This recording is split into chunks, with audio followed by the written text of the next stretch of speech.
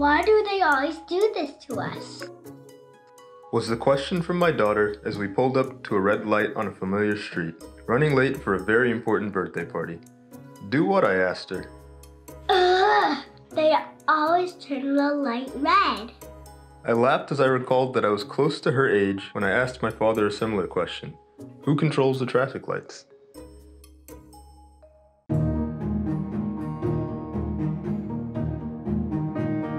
Whatever answer my dad gave back then, I'm sure it was a good one, and maybe even correct. Nowadays though, my dad is off the hook, as I can usually ask my colleagues when I have a tough transportation question. Today I'm an engineer at the USDOT Volpe National Transportation Systems Center, where most of my work is in the field of aviation environmental modeling. I spend my days analyzing and validating data that is used in a model that tries to best estimate the physics and impacts of flight performance, aircraft noise, and engine emissions. Our mission is to provide insights that drive aviation towards being more sustainable and less disruptive for those who experience it, both by choice of use or by proximity.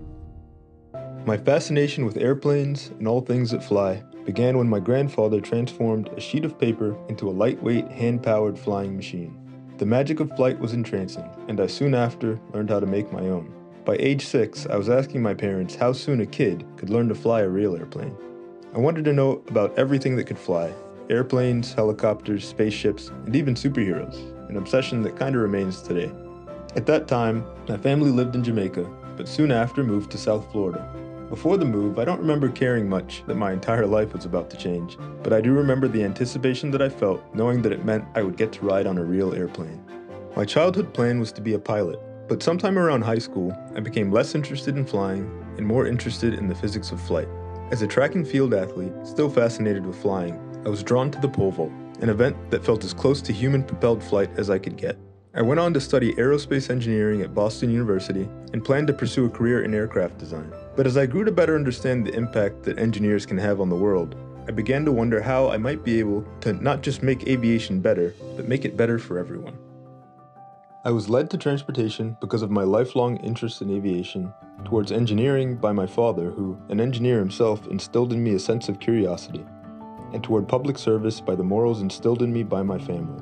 My grandparents had all spent their careers in public service amid Jamaica's challenging transition to independence. They had made real change in their community and instilled those values into my mother, who has spent her career expanding social services that support mental health.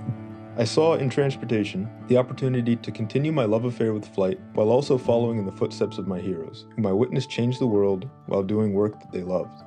I hope that my work in transportation helps create a world in which we can marvel at the miracle of flight without fear that the environmental and social impacts of aviation may outweigh the benefits. My sights are still on the skies, but also on the future.